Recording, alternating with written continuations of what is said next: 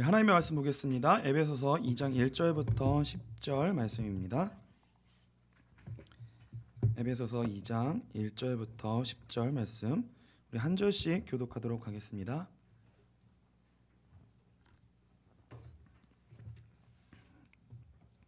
제가 먼저 읽겠습니다. 그는 허물과 죄로 죽었던 너희를 살리셨도다. 그때 너희는 그 가운데서 행하여 이 세상 풍조를 따르고 공중의 권세 잡은 자를 따랐으니 곧 지금 불순종의 아들들 가운데서 역사하는 영이라. 전에는 우리도 다 그 가운데서 우리 육체의 욕심을 따라 지내며 육체와 마음에 원하는 것을 하여 다른 이들과 같이 본질상 진노의 자녀이었더니 긍휼이 풍성하신 하나님이 우리를 사랑하신 그 큰 사랑을 인하여 허물로 죽은 우리를 그리스도와 함께 살리셨고 너희는 은혜로 구원을 받은 것이라. 또 함께 일으키사 그리스도 예수 안에서 함께 하늘에 앉히시니 이는 그리스도 예수 안에서 우리에게 자비하심으로써 그 은혜의 지극히 풍성함을 오는 여러 세대에 나타내려 하심이라. 너희는 그 은혜에 의하여 믿음으로 말미암아 구원을 받았으니 이것은 너희에게서 난 것이 아니요 하나님의 선물이라. 행위에서 난 것이 아니니 이는 누구든지 자랑하지 못하게 함이라. 같이 읽겠습니다. 우리는 그가 만드신 바라 그리스도 예수 안에서 선한 일을 위하여 지으심을 받은 자니 이 일은 하나님이 전에 예비하사 우리로 그 가운데서 행하게 하려 하심이니라. 아멘. 복음이 필요한 이유라는 제목으로 오늘 하나님 말씀 나누도록 하겠습니다. 우리는 이 오후 시간에 주일 3부 시간에 계속해서 무엇을 나누고 있냐면 우리 신앙생활의 큰 그림을 좀 그려가는 시간들을 가지고 있습니다. 그래서 이제 보통 우리 지금 빛과소금교회 방송 시스템에도 이 카메라가 있는데요. 줌인 기능이 있고 줌아웃 기능이 있어요. 줌인은 뭐예요? 그러니까 쭉 끌어당겨가지고 뭐야? 줌인은 끌어당겨가지고 가까이 가서 보는 거예요. 지금 이렇게 줌인. 줌아웃은 뭐예요? 줌아웃은 바깥으로. 너무 좋은데. 그래서 우리가 이 신앙생활의 여정 속에 우리가 이 성경 하나님의 말씀, 하나님을 알아가는 일이 이 두 가지의 면이 다 필요해요. 하나님의 말씀을 아주 가까이 깊이 들어가서 자세히 살펴봐야 될 그 안에까지 깊이 들어가야 되는 자리가 필요하고요. 그리고 또 뭐냐면 이 하나님의 말씀을 통하여서 우리가 큰 그림, 그러니까 우리는 하나님의 그 시선, 하나님이 우리를 보시는 그 시선에 그 시각을 갖고 있지를 못해요. 그래서 줌아웃 해가지고 그 하나님의 시선 속에서 우리 인생을 조명하고 조망할 수 있는 또 그런 관점이 필요하거든요. 그래서 혹시 그 앤트맨이라는 영화 혹시 아시죠? 앤트맨. 그 앤트맨은 뭐냐면 우리가 이거 보고 있는 이 현실 세상을 더 깊게 자세하게 들어가서 보는 거예요. 아주 자세하게 더 줌인을 하는 거예요. 그러니까 어디까지 들어가 버리냐면 원자 세계와 그 우리 구조 속에 더 안에 더 깊은 세계로 들어가는 거예요. 근데 그 세계로 들어가 보니까 그 안에도 더 어마어마한 우주와 같은 크기의 넓이가 있는 거예요. 그 안에도 그 세계가 있어요. 그 안에도. 그러니까 지금 우리가 하나님이 눈을 그냥 이 정도의 시각을 주셨으니까 우리가 지금 살 수 있는 거예요. 우리 눈이 진짜 더 좋잖아요. 우리 다 결벽증 걸릴 거야. 아니면 금방 죽을지도 몰라요. 왜냐면 안 보이는 게 다 보이기 시작해봐요. 지금 우리 눈에는 안 보이지만 다 있고 이 보이는 것이 우리가 인식하는 것이 다 전부가 아니라 지금 보이지 아니하는 세계가 이미 보이지 아니하는 작은 세계까지 다 있거든요. 지금 이거 하나하나 다 지금 원자로 돼 있단 말이에요. 그렇죠? 이게 좀 과학도들은 다 무슨 말인지 알 거예요. 저는 이제 문과니까 여기까지만 하겠습니다. 그래서 그 알쓸 신잡이라는 걸 제가 이제 그 즐겨서 봤던 적이 있어요. 그게 3까지 나왔는데 그 3의 중에 과학자가 한 명이 있는데 그 김상옥이라는 과학자가 거기 나와요. 근데 이 김상옥이라는 과학자가 하는 그 강의들을 몇 개 들어보면은 굉장히 좀 인사이트가 있어요. 근데 이제 이 사람이 무신론자인데 나와가지고 이제 이런 얘기를 무슨 얘기를 하냐면 옆에 유시민이 있었는데 유시민은 어떻게 하다 종교 얘기가 나온 거예요. 그 옆에는 이제 문과를 나온 문과의 작가 이 성이 생각이 잘 안 나네. 김영하 작가였나 이영하 작가였나 아세요? 누가 아시는 분 있어요? 김영하일 거예요 아마. 근데 그분은 이제 천주교 신자인가 봐요. 근데 천주교 신자에 대해서 우리나라에 그렇게 이유 없이 핍박을 많이 당했는데 왜 그 사람들은 순교했을까? 왜 그 사람들은 자기 신념을 지키기 위해 그런 말도 안 되는 그런 순교의 자리까지 가는 일들이 있었을까? 이걸 가지고 본인의 인생에 이제 깊은 고민과 질문을 했던 적이 있대요. 그런 질문을 한 거예요. 그래서 뭔가 있구나라고 생각을 했대요. 근데 이제 그 얘기를 하니까 그 옆에 있던 유시민이 뭐라고 하냐면 정반대 얘기를 하는 거예요. 무슨 얘기를 하냐면 종교에도 좋은 면이 있지만 더 악한 면이 있다는 종교에. 그래서 그 개신교가 기독교가 이스라엘이 유대인 학살을 한 것을 자기는 이제 기억한다는 거죠. 그래서 종교가 얼마나 사람을 그렇게 악하게 만드는지 자기는 봤다는 거예요. 그래서 아주 이제 정반대 얘기를 유시민이 옆에서 하더라고요. 근데 그걸 듣고 있던 무신론자인 김상옥이라는 이 과학자가 뭐라고 얘기하냐면 종교는 어느 그 한 면에 좋은 점도 있고 나은 점도 있는데 그 어떤 측면의 모습만 보고 종교 전체가 이렇다 저렇다를 판단하면 안 된다라고 생각한다는 거예요. 자기는 종교가 필요한 이유는 뭐냐면 예를 들면 이거라는 거예요. 왜 인간과 동물은 무엇이 다른가? 예를 들면 왜 동물은 우리가 마음껏 죽여서 우리가 먹고 그것들을 생명을 취할 수 있는 그것이 있는데 왜 사람은 다르냐는 거예요. 본질적 사람과 동물의 차이가 어디에서 다르냐는 거예요. 그 생명의 가치가 어디서 그 차이가 다르다는 것을 우리에게 알려줬냐는 거예요. 자기는 무신론자인데 종교는 자기가 생각할 때 훨씬 큰 개념이라는 거예요.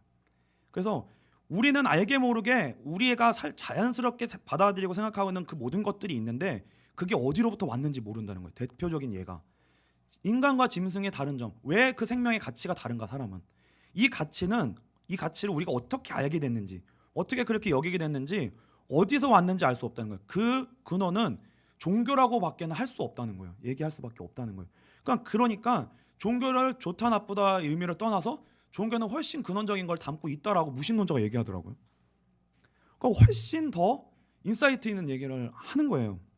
그래서 이 사람의 그 강의나 이런 것들을 좀 들어보면 굉장히 인사이트가 있어요. 그래서 이 사람의 강의를 들어보면 뭐가 있냐면 우리가 보지 못하는 이 사람은 뭐예요? 원자 세계와 또 그 과학의 원리와 뭐 양자역학이라고 하는 것으로 세상의 원리. 그러니까 우리는 지금 이 눈으로 파악할 수 있는 게 얼마 안 돼요. 우리 뭐 감정, 감각, 이성으로 지금 우리가 보고 있는 세계를 만지고 경험하고 하는 것으로는요. 우리가 있는 세계를 인식하는 것이 극히 일부예요. 그러니까 우리가 여기서 이게 맞다 틀리다 진리다 아니다. 우리가 그것을 기준이 돼서 말을 할 수 없을 정도로 우리가 그거를 알 수가 없는 정도로 우리가 부족한 존재라는 거예요. 근데 이제 그 이면에 있는 작동하는 보이지 않는 원리들을 과학의 눈으로 이 사람이 이제 보고 있는 거죠. 그러니까 다른 눈이 하나 더 있는 거예요. 그러니까 이제 인사이트가 달라지는 거예요. 그래서 이 쉽게 말하면 이제 작은 단위도 보이고 훨씬 이 세계가 작동하는 근원의 뒤에 있는 원리가 보이는 거죠. 그래서 우리도요, 이 믿음이라는 것, 신앙생활이라는 거는 그러한 측면에 있는 것들을 뒤에 보이지 아니하는 작동하는 것들을 믿음의 눈으로 보는 거예요. 히브리서 1장 1절부터 3절입니다. 우리 같이 읽겠습니다. 옛적에 선지자들을 통하여 여러 부분과 여러 모양으로 우리 조상들에게 말씀하신 하나님이 이 모든 날 마지막 날에는 아들을 통하여 우리에게 말씀하셨으니 이 아들을 만유의 상속자로 세우시고 또 그로 말미암아 모든 세계를 지으셨느니라.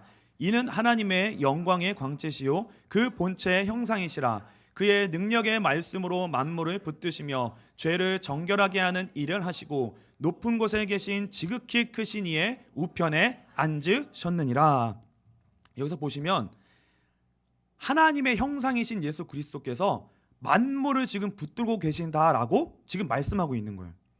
그러니까 우리보다 조금 더 눈이 밝혀져서 과학의 눈으로 이 보이고 나타나는 것에 그 뒤에 이면에 작동하는 원리를 과학자는 봤는데 성경은 뭘 더 얘기하냐면 훨씬 그 뒤에 이 실체를 붙들고 계신 분이 누구다라고 얘기하는 거예요? 예수 그리스도.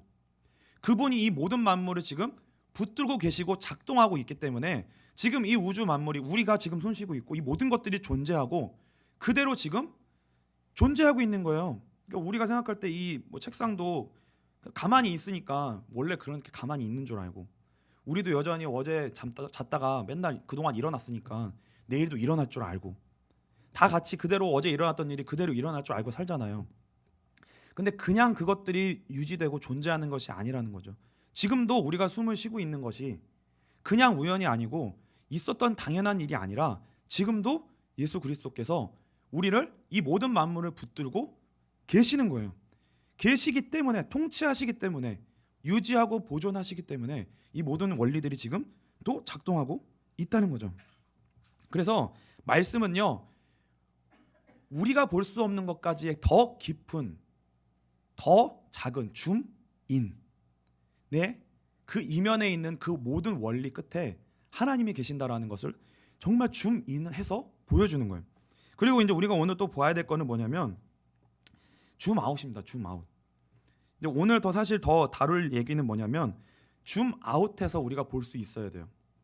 그래서 이제 우리가 일단 기본적으로 제가 이 공문과 이과가 문과이지만 약간의 아는 척만 할게요. 제가 약간의 아는 척만 할게요. 이 지구에 관해서도요, 우리가 아는 게 너무 적어요. 여러분들 혹시 내가 많은 걸 알고 있다라고 생각하시는 분이 계세요? 지극히 일부분입니다. 그거는 그냥 옆에 있는 사람과 사람과 사이에 비교해서 좀 아는 것뿐이에요. 그러니까 우리 존재 자체가, 이 지구 자체가, 이 우주 자체를 줌아웃해서 넓게 더 크게 줌아웃해가지고 당겨서 우리를 볼 때요, 우리는 아주 작은 존재고요, 우리는 아는 것이 지극히 적다는 거예요. 과학이 어마어마하게 발달했지만 아직도요, 바다 가장 깊은 곳에는 들어가지를 못하고 있어요. 그 마리아나 해골 가장 깊은 곳에는 못 들어가요. 그게 중력이 아니라 그 압력이 너무 높아서 밑에는 더 못 들어가요. 어느 한계 이상은 못 들어가요. 미지의 세계로 남아 있는 것이 아직도 많습니다. 그리고 더 멀리 나아가면요, 우주는 진짜 어마어마한 세계인데, 이 지구가 태양계잖아요. 저희도 초등학교 때 다 외웠는데 그 수금지와 목토천해명 다 외웠죠. 수금지와 목토천해명, 태양계. 이 태양계가 몇 개 있어야 되냐면 1000억 개가 있어야 은하계가 된대요. 은하계. 태양계가 1000억 개가 있어요. 상상이 안 돼요. 지구 우주 크기가 어느 정도인지. 그리고 그 은하계가 다시 1000억 개가 이상이 모여야 그게 우주를 형성하고 있대요, 지금. 그러니까 우리는 너무나 지극히 작은 존재고, 그 줌아웃 해가지고 이 지구와 우리가 살고 있는 태양계와 지구와 우리 자신과 한국을 보면 우리는 너무나도 미미하고 우리가 모르는 것 투성이라는 거예요. 아주 작아진다는 거예요. 그래서 만일 우리가 여기서 지금 막 아웅다웅 하고 있어요. 막 저는 어렸을 때 제 동생 여동생이 있는데 둘이 맨날 같이 있는데 항상 어렸을 때 자주 싸웠거든요. 근데 뭐 갖고 싸우냐면 부모님이 이제 냉장고에다가 아이스크림 사다 놔요. 한 싸게 여러 가지 많이 사다 놔요. 그러면은 꼭 똑같이 나눠서 먹어야 돼요. 저는 근데 동생은 똑같이 나눠서 먹어야 된다고, 나는 오빠니까 한 개 더 먹어도 된다거든요. 그래서 저는 맨날 꼭 하나씩 한두 개씩 더 먹어요. 그러면 이제 짜증 내는 걸 아니까 그게 더 아주 웃겨가지고 저는 한두 개 더 먹거든요. 그래서 싸워요. 그래서 우리가 살고 있는 것 속에서 이게 막 진짜 아웅다웅하고 어마어마하게 우리 현실의 싸움에서 막 갈등하고 다퉈요. 이 작은 것 가지고도요, 아주 피 튀게 싸울 수도 있거든요. 그게 우리예요. 근데 이 우리의 그거 아니면 내가 당장 망할 것 같고, 그거 아니면 내 기분이 상하면, 그게 회복이 안 되면 내가 진짜 고통스럽고, 나의 마음에 조금 안 되는 것들 때문에 고통하고 스트레스를 너무나도 사실 받고, 그게 너무나도 큰일인 것처럼 사는데, 그런데 만약에 여러분들 생각해 보세요. 우주에서 사실 뭐 궤도 하나가 잘못되거나 뭐 운석 하나만 잘못 떨어져도 우리는 그냥 한순간에 다 가는 건데, 그 일이 거기서부터 잘못되고 있지만 우리가 알겠어요? 모르겠어요? 모른다고요. 그러니까 우리의 인생과 생명이 어디로부터 오는지에 대한 그 큰 거시적인 시각들이 없으면 우리는 너무나도 많은 것들을 놓치게 된다는 거예요. 너무나도 많은 것도 놓치게 된다는 거예요. 그래서 이 시간에 이 작업을 하는 게 뭐냐면요, 자꾸 그 작업을 하는 거예요. 우리의 관점을 자꾸 깨는 거예요. 우리가 갖고 있는 인식이 너무 전부가 아니다. 아주 작은 세계도 어마어마하게 우주와 같이 펼쳐져 있고, 우리가 모르는 어마어마한 세계도 있다는 거예요.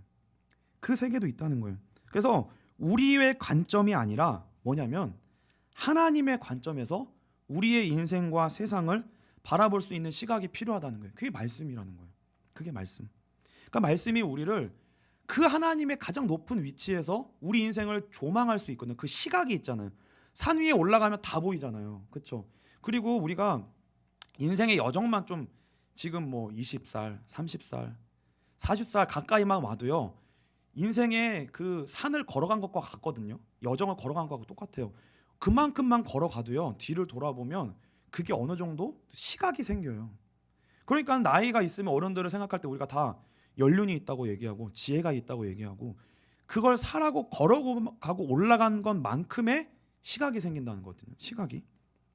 그래서 우리는 그 작업이 필요한데 근데 이제 우리 여러분들 지금 교회에 뭐 오른 지 얼마 안 된 분도 있지만 대부분 오래 다니셨어요. 근데 가장 우리에게 지금 뭐 어떤 그 작업이 필요하냐면요. 성경 하나님의 말씀에 대해서 우리가 너무나도 이 익숙해져 있고 당연하다고 생각하고 있고 말씀을 대할 때 우리가 너무 말씀이 여러분 설교 들을 때 예배 드릴 때 솔직히 말 졸릴 때 많잖아요. 굉장히 죄송합니다. 굉장히 죄송해요. 그 개인적인 저의 그 책임이 어느 정도 있는 것 같기도 하기도 하니까요. 왜 사실은 말씀 성경 말씀이 여러분들 읽으실 때 졸리죠. 여러분 성경 읽기 해보셨어요? 읽으면 졸리잖아요. 근데 뭐 오래 다녔을수록 성경이 뭐가 없냐면 재미가 없는데 그게 뭐냐면 새롭게 와닿지가 않는 거예요. 다시 읽을 때마다 그냥 아는 내용인 것 같고 이게 새롭게 와서 닿아야 되는데 새로워지지가 않는다는 거예요. 그러니까 저와 여러분들이 기억해야 되는 게 뭐냐면 우리는 진짜 생명 걸고 기도해야 되는데 그게 뭐냐면 말씀이 계속 새롭게 깨달아지고 익혀지고 날마다 새롭게 와닿을 수 있도록 기도하셔야 됩니다. 그 작업을 저도 계속 하고 있는 거예요. 우리가 그 작업을 먼저 해야 되는 거예요. 말씀 자체를 읽고 공부하고 그냥 일방적으로 듣기 이전에 저와 여러분이 그 자세가 먼저 중요해요. 그래서 중요한 게 뭐냐면 낯설게 하기입니다. 낯설게 하기. 말씀이 내가 그동안에 인식했던 것으로 보는 그 인식이 아니라 전혀 다른 시각으로, 전혀 다른 시각으로, 전혀 다른 관점으로 자꾸 먼저 그거를 볼 수 있도록 하는 작업을 제가 먼저 하고 있는 거예요.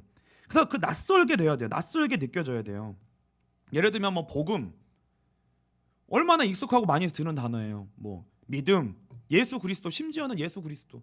저는 어쩔 때는 그 단어 자체만 들으면 반복하면 답답할 때가 있어요. 그 수도 없이 너무 들어온 저는 정말 40년 저도 40년이 다 되게 교회에서만 살았기 때문에 그게요. 이게 우리에게 새롭게 들려지지 않으면 우리는 이것만큼 고통스러운 게 없습니다. 그래서 그걸 기억하셔야 돼요. 성경의 문장, 단어들이 낯설게 다시 볼 수 있는 작업들이 필요합니다. 그러니까 제가 뭐라고 자꾸 얘기하는 거냐면 자꾸 고민하라고 말씀을 드리는 거예요. 고민을 해라. 그리고 자꾸 비틀어서 볼 수 있어야 돼요. 내 지금까지랑 전혀 다른 시각 속에서 자꾸 말씀을 듣고 여러저런 관점으로 말씀을 새롭게 비틀어 보고 생각하고 기도하셔야 됩니다. 내가 더 나이 먹기 전에 지금 그 생각을 여러분의 때에 그 작업을 더 많이 하셔야 돼요. 비틀어 보셔야 돼요. 고민하셔야 돼요. 그게 떠나지 않으셔야 됩니다. 그리고 날마다 매 순간 성령 하나님을 의지해야 돼요. 결국은 성령 하나님을 의지해서 왜요? 성경의 저자시기 때문에 그분이 하나님 나 이 예배 한번 나오는 예배 하나님 새롭게 들리게 해주세요. 새롭게 보이게 해주세요. 새롭게 깨달아지게 해주세요. 내 관점 지금까지 알았던 어제와도 알았던 그 관점 말고 오늘 또 새롭게 알게 해주세요. 더 하나님 무한하시고 이 말씀은 더 많은 것들을 담고 있지 않습니까? 하나님 나 그 하나님의 지혜와 경외하심 앞에 내가 오늘도 새로워지기를 원합니다. 새로운 피조물로 그리스도 안에 있는 새로운 피조물이 됐다고 얘기했는데 오늘도 그 말씀이 내 안에 들어와서 나를 살리고 생기 있게 해서 나 오늘도 새로운 피조물이 되고 싶습니다. 하나님 내 일상 너무나 지루해요. 반복적이에요. 매일 만나는 사람 만나고 똑같은 일 하고요. 나도 별로 변하지 않고요. 날마다 지루하고 힘들어요. 솔직히 말해서 하나님 새롭게 해주십시오. 그 말씀의 세계 속에 날마다 들어가게 해주십시오. 이게 예배예요. 이 마음이 여러분들 가운데 그 경외하심과 하나님을 그 은혜를 사모하는 그 마음이 더욱더 커지고 그 원함이 여러분들 가운데 더 소원이 생기게 되시기를 주님으로 축복합니다. 그래서 그 성경에 볼 때 말씀을 대한 하나님을 대하는 마음에 져서 태도를 우리가 계속 준비하는 거예요. 하나님은 우리 상황 모르시지 않습니다. 하나님이 여러분의 상황, 다른 사람에게 말 못하는 그 상황 하나님이 모르시지 않는다는 거예요. 그 단순히 외면하고 계신 것도 아니고 답하지 아니하시는 것도 아니라는 거예요. 다 가까이 오셔서 그걸 다 알고 계세요. 그리고 하나님의 우리를 향한 구원의 방법과 또 지혜와 답은 완벽하십니다. 그 하나님께 그 답이 완벽하게 있어요. 그래서 우리가 그럼에도 불구하고 우리의 현실과 상황이 변하지 않고 해결되지 않는 것처럼 보일 거예요. 앞으로도 계속해서 그 간격이 저와 여러분들 가운데 있을 겁니다. 근데 그때마다요, 그 간격의 내용을 뭘로 채우셔야 되냐면 하나님의 말씀으로 채워가시는 거예요. 상황과 환경이 바뀌어지는 것보다 그 속에서 내가 말씀을 통하여서 새롭게 하나님을 더 알아가는 것이, 매일 똑같은 것처럼 보이는 이 세상과 내 인생이 말씀을 통하여서 자꾸만 더 새롭게 보여지는, 그게 자꾸 우리 가운데 커져야 돼요. 크고 넓게. 그 말씀의 분량이 커지는 거예요. 그 간격이 말씀으로만 채워지는 거예요. 그게 믿음의 영역입니다. 이 믿음이 저와 여러분들 가운데 자라가게 되시기를 주님으로 축복합니다. 이게 이렇게 자라가야 되는 거예요. 이렇게 자라가야 돼요. 그래서 그 부분 하나님이요 철저하게 준비시키시고요, 하나님이 그 부분을 답답한 것처럼 보이지만 그걸 하나님은 우리 가운데 채워가고 계세요.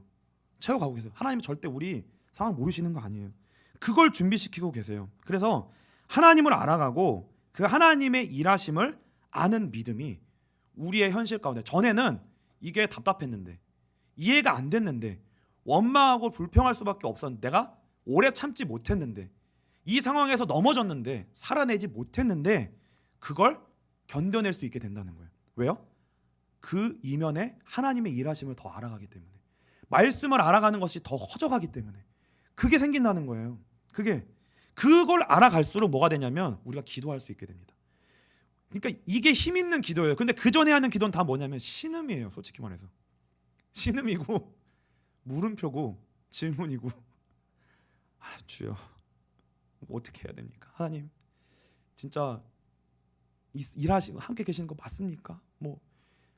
이 토로하고 한숨 쉬고 하나님 앞에서, 그것도 기도지만 이 믿음이 우리 가운데 자라가게 되면 힘있게 그 현실 앞에 설 수 있게 된다는 거죠. 힘있게. 히브리서 11장 1절부터 6절입니다. 같이 읽겠습니다. 바라는 것들의 실상이요 보이지 않는 것들의 증거니 선진들이 이로써 증거를 얻었느니라. 믿음으로 모든 세계가 하나님의 말씀으로 지어진 줄을 우리가 아나니 보이는 것은 나타난 것으로 말미암아 된 것이 아니니라. 믿음으로 아벨은 가인보다 더 나은 제사를 하나님께 드림으로 의로운 자라 하시는 증거를 얻었으니 하나님이 그 예물에 대하여 증언하심이라. 그가 죽었으나 그 믿음으로써 지금도 말하느니라. 믿음으로 에녹은 죽음을 보지 않고 옮겨졌으니 하나님이 그를 옮기심으로 다시 보이지 아니하였느니라. 그는 옮겨지기 전에 하나님을 기쁘시게 하는 자라 하는 증거를 받았느니라. 믿음이 없이는 하나님을 기쁘시게 하지 못하나니 하나님께 나아가는 자는 반드시 그가 계신 것과 또한 그가 자기를 찾는 자들에게 상 주시는 이심을 믿어야 할지니라. 여러분 가운데 이 믿음이 자라가게 되시기를 주님으로 축복합니다. 그래서요, 어떤 믿음이 있으면 우리 가운데 어떤 힘이 생기냐면, 내가 이 믿음의 세계로 뛰어들어야 되겠구나. 하나님이 아브라함에게 본토 친척 아비 집을 떠나 내가 내게 지시할 땅으로 가라라고 말씀하셨거든요. 하나님의 말씀 가운데 하나님을 알아가는 그 믿음의 세계가 어마어마한 세계가 있구나. 나는 이 세계를 뛰어들어가야 되겠다. 나는 이 세계를 반드시 파야 되겠다. 나는 그 하나님을 더 알아가는 세계로 나아가야 되겠다. 미지의 세계예요. 우리에게는 없었던 세계예요. 그러나 반드시 있는 세계입니다. 그게 뭐예요? 하나님이 살아계신 것과 살아계신다고요. 그 믿음이 우리에게 있게 되면 그 하나님을 알기 위하여 뛰어가게 되는 거예요. 그 세계를 뛰어들어가야 돼요. 그 세계를 뛰어들어가야 돼요. 그 세계를 향하여 걸어갔던 사람들의 얘기가 믿음으로 아벨은 믿음으로, 노아는 방주를 짓는 인생, 아브라함은 자기가 갈 바를 알지 못하고 갔다라고 했어요. 우리가 다 알지 못합니다. 그러나 하나님 우리에게 믿음을, 은혜를 시작해 주셨다면 우리는 그 하나님을 향한 믿음이 출발이 된 거예요. 그걸 향하여 나아가야 됩니다. 그래서 오늘 간단히 살펴볼 게 뭐냐면요, 줌아웃 성경을 일단 큰 그림 속에서 한번 볼 거예요. 인생과 세상을 하나님 어떻게 우리의 인생을 보고 계신지 큰 그림을 줌아웃해서 한번 볼 겁니다. 큰 그림을 볼 건데요, 하나님이 우리에게 줌아웃 이렇게 당겨서 크게 당겨 주셔가지고 우리가 볼 수 없고 인식할 수 없는 그 말씀의 세계를, 믿음의 세계를, 눈을 먼저 열어주세요.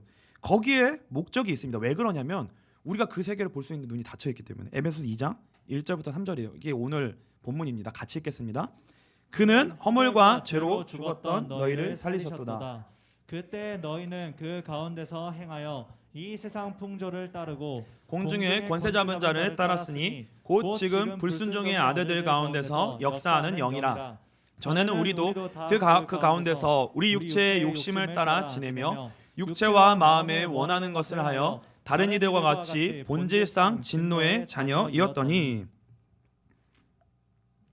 이게 뭐냐면 하나님의 말씀을 통하여 이 믿음의 세계가 하나님을 알아가는 일이 우리에게 이게 열려지고 깨달아지지 않으면, 빛, 다시 말하면 그 성경을 빛이라고 얘기하거든요. 그 빛이 우리에게 비춰지지 않으면 우리는 어떤 상황 가운데 있는 거냐면 어둠 가운데 있는 거예요. 근데 어둠은 그냥 어둠이, 깜깜한 것이 어둠에 있다고 해서 그게 아무런 영향력을 미치지 않는 게 아니라 그 어둠은 반드시 어마어마한 능력으로 우리 인생을 끌고 가버려요. 저와 여러분이 에베소 2장 1절 허물과 죄로 죽었던이 죽음이라고 하는 이 영적 상태가 우리의 인생 속에 있다는 거는 뭐냐면, 그 원인이 우리 가운데 있다는 거는 그게 우리의 인생을 어마어마한 힘을 가지고 우리 인생을 끌고 간다는 거예요. 그래서 여러분, 우리가 다 아실 거예요. 내가 하고 싶은 대로, 원하는 대로, 생각대로, 계획대로 내 인생이 절대 안 된다는 거예요. 어마어마한 힘에 의해 우리는 끌려가요. 우리는 그것을 향하여 끌려가는 거예요. 지금도 이 세상이 어마어마한 그 흐름 가운데 우리를 끌고 가고 있어요. 그게 에베소서 2장 2절 3절이에요. 다시 읽겠습니다. 그때 너희는 그 가운데서 행하여 이 세상 풍조를 따르고 공중의 권세 잡은 자를 따랐으니 곧 지금 불순종의 아들들 가운데서 역사하는 영이라.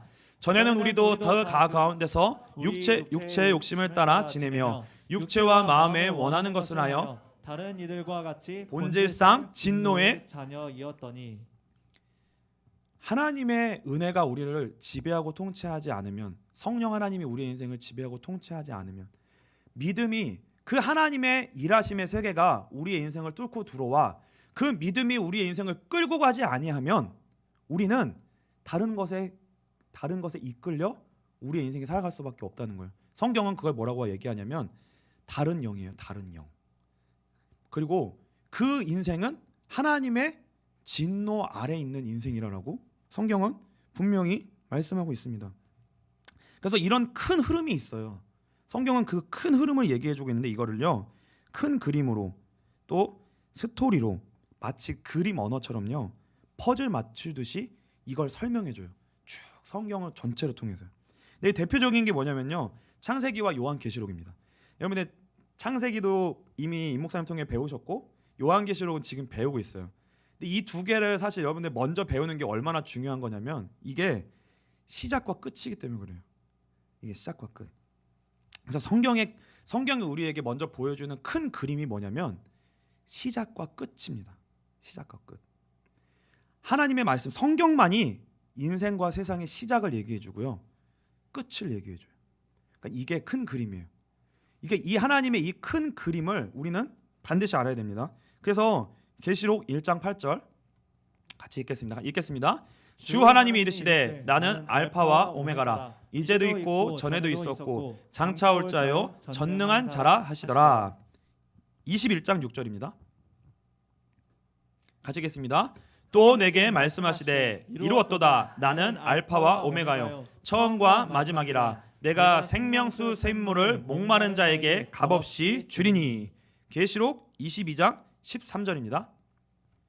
같이 읽겠습니다. 나는 알파와 오메가요 처음과 마지막이요 시작과 마침이라. 예수를 믿는다라는 거는 우리가 생각보다 훨씬 큰 거예요. 훨씬 커요. 근데 어느 정도로 크냐면 아까 제가 얘기했잖아요. 보이지 아니하는 어마어마한 원자의 세계도 그 우주만큼의 크기가 있고, 우리가 더 크게 봤을 때 우주도 어마어마한 크기의 넓이가 있어요. 그러니까 우리 인생과 세상의 크기는 어마어마하다는 거예요. 그런데 예수 그리스도는, 복음은 이 모든 우주의 시작과 마침, 그 끝을 다 담고 있으시다는 거예요. 그게 하나님의 크기이고 우리가 믿는 복음의 깊이와 넓이에요. 그 예수 그리스도가 이 모든 시작과 끝을 다 담고 있으시다는 거예요. 그래서 여러분들이 예수를 믿으세요?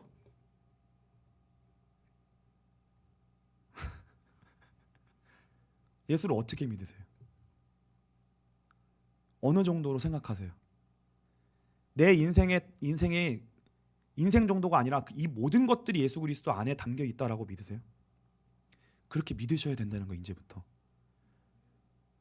그 안에 모든 게 다 담겨 있는 거예요. 쉽게 말하면 저와 여러분의 인생 다 안 풀리잖아요. 근데 예수 그리스도를 통해 시작과 끝이 그분 안에 있다라는 것이, 그 안에 내 인생이 들어가야 된다는 것을 알면 그 안에 모든 것이 다 내 인생이 풀릴 수밖에 없다는 것을 알게 되는 거예요. 그러니까 가치가 있는 거예요. 믿음이 힘이 있다고요. 그래야 힘이 있는 거예요. 그 안에 진짜 답이 있겠구나.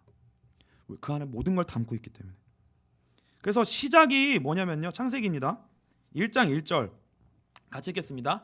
태초에 하나님이 천지를 창조하시니라. 하나님이 인생과 세상을 창조하셨습니다. 이걸 다시 생각하셔야 돼요. 이걸 정말 다시 생각하셔야 돼요. 여러분의 인생 가운데 이 수도 없이 어릴 때부터 들어왔던 내가 알고 있는 그것이 아니라, 우리 안에 지금 예배를 드리고 있고 우리가 하나님을 믿고 있고 신앙생활을 하고 있지만, 여러분 다 여러분의 목마름 해결되셨어요? 여러분이 신앙생활하면서 가지고 있는 모든 질문과 의문, 답답함, 그런 것들이 점점 해결돼 가고 계세요? 정말 내가 너무 살 것 같다, 정말 날이 가면 갈수록 살 것 같다, 그렇게 돼가고 계세요? 아니면 교회 오래 계속 다니고 있는데 여전히 비슷한 것 같으세요? 다시 질문하셔야 됩니다. 다시 출발하시게 되는 그 은혜가 있게 되시길 주님으로 축복합니다. 창세기 1장 1절, 하나님이 인생과 세상을 창조하셨습니다. 그 시작이 하나님께 있어요. 그래서 그 시작을 통해 하나님 우리에게 보여주시고자 하는 것이 있습니다. 그분이 시작이시고요, 그 시작하신 분이 완성하십니다. 그 완성을 보여주셨어요. 창세기 2장 1절부터 3절입니다. 같이 읽겠습니다. 천지와 만물이 다 이루어지니라. 하나님이 그가 하시던 일을 일곱째 날에 마치시니 그가 하시던 모든 일을 그치고 일곱째 날에 안식하시니라. 하나님이 그 일곱째 날을 복되게 하사 거룩하게 하셨으니 이는 하나님이 그 창조하시며 만드시던 모든 일을 마치시고 그날에 안식하셨음이니라. 금방 시간이 벌써 이렇게 됐네요. 별로 하지도 않았는데. 오늘 유빈 형제가 찬송이 좀 길었죠. 죄송합니다. 이 시간 좀 졸릴 시간이기도 하니까 이제 사실 오늘의 중요한 내용을 이제 다룰 거예요. 그래서 간단하게 다룰 테니까요, 졸리시더라도 참으시고요, 조금만 더 참으시고 듣는 은혜가 있게 되시길 축복합니다. 하나님이 창세기 1장 1절에 창조하셨고요, 시작하셨고요, 창세기 2장 1절 3절에 뭐예요? 완성하셨다라고 말씀하세요. 그리고 복을 주셨다라고 말씀하세요. 그러니까 결국 시작과 끝에는 모든 거 우리 인생의 시작과 끝에 하나님이 계셔야 돼요.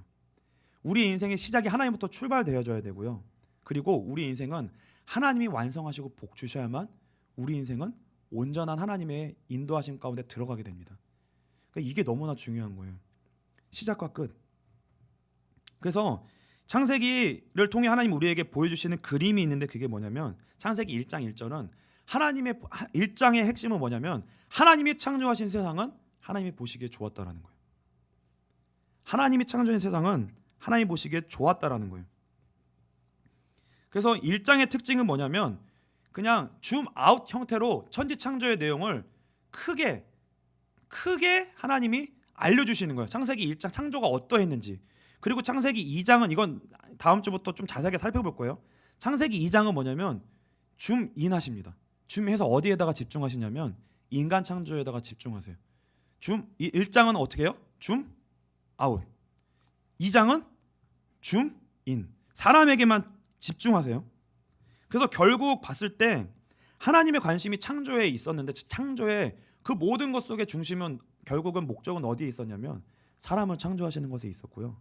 하나님이 그 사람을 창조하시면서 사람을 창조하시기를 기뻐하시면서 그 목적을 가지고 하나하나 선지를 창조해 나가셨는데 그거를 창조해 나가시면서 하나님의 시작이 어느 종말 완성을 향하여 나아가는데 그 과정 속에 하나님이 너무나 기뻐하셨다는 거예요.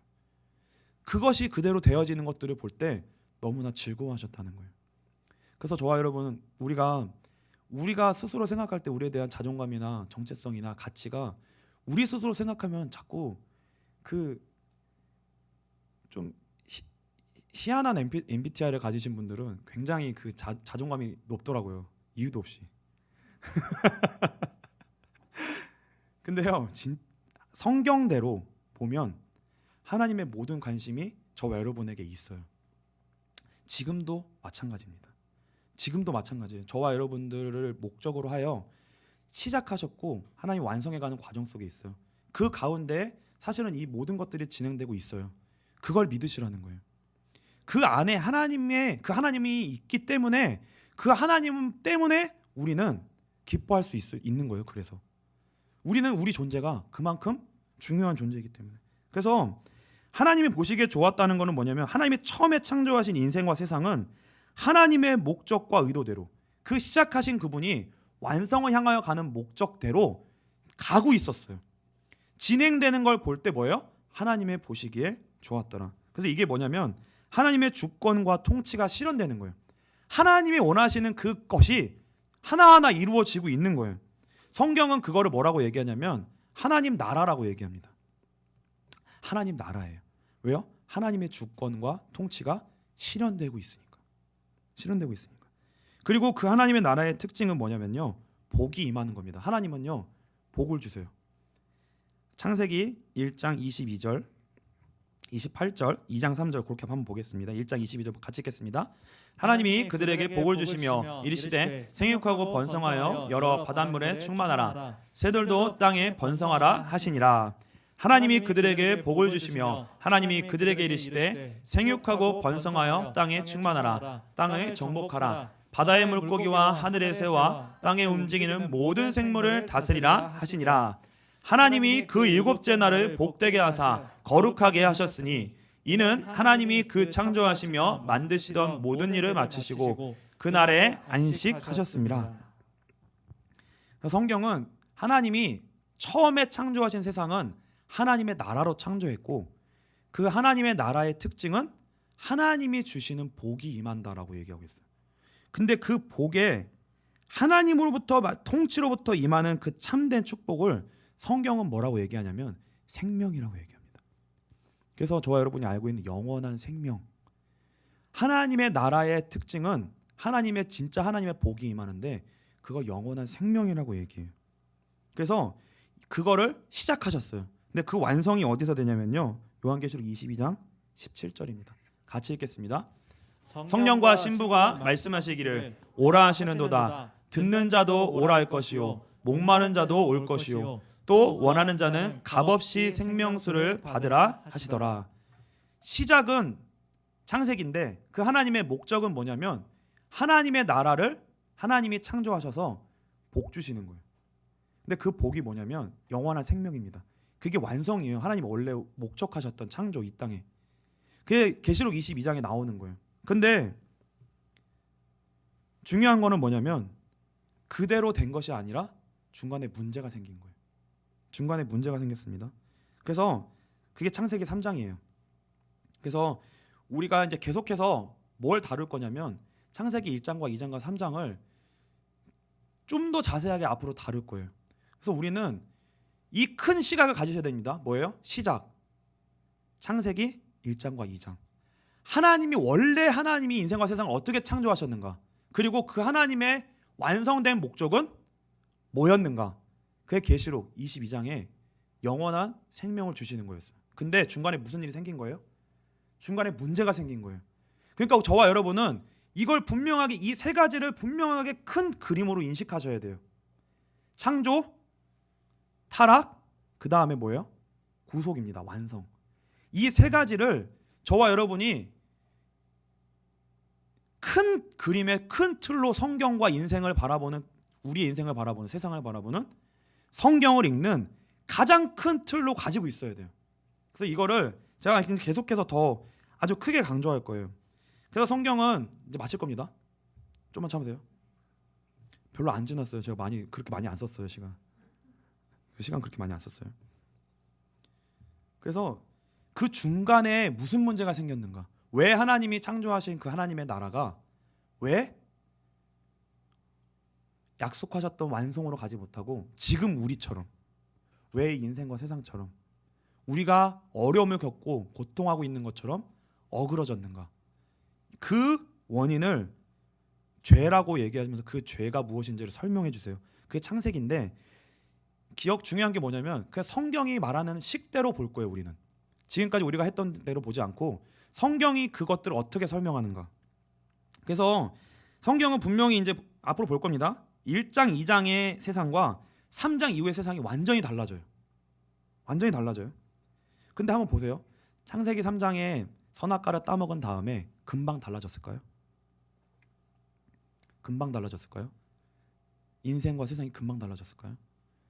죄라는 문제가 들어왔는데, 중간에 문제가 생겼는데 그게 금방 결과로 드러났을까요? 절대 그렇지 않다는 거예요. 아무것도 아닌 것처럼 보입니다. 아무것도 아닌 것처럼 보여요. 근데 창세기 4장에 좀 더 커져서 드러나요. 가인과 아벨의 문제. 좀 더 커져서 6장에 홍수의 심판으로 연결되는 문제로 더 커져요. 그리고 그것으로 끝나지 않고 창세기 11장에 바벨탑의 문제로 더 커집니다. 점점 자라나요. 그래서 뭘 보여주냐면 그림 언어로 보여주는 거예요. 죄가 뭔지를 지식적으로 성경은 설명해 주지 않아요. 그냥 스토리로, 이 역사로 보여줘요. 무슨 문제가 생겼는데 그게 죄라는 것은 마치 형이상학적인 것 같고 희미한 것처럼 우리가 생각할 때는 아주 추상적인 것처럼 보여요. 그러나 그 죄라는 것이 무엇인지 하나님은 성경의 그대로 역사 스토리를 통해 죄를 설명하세요. 그러니까 우리는 그 성경이 말하는 대로 죄를 알아갈 겁니다. 죄를 알아가요. 성경이 말하는 대로. 그래서 그 죄가 어떻게 인생과 세상 속에 파고드는지 아주 작은 점처럼 보이는 것이 점점 커져요. 근데 그것과 동시에 오늘 중요한 것은 뭐냐면 그 속에서 이제 하나님이 새로운 시작을 하시는데, 죄의 인류 속에서 하나님이 특별히 지명하여 하나님의 특별한 사람을 거기서 불러내십니다. 에베소서 오늘 본문 읽고 마칠게요. 에베소서 2장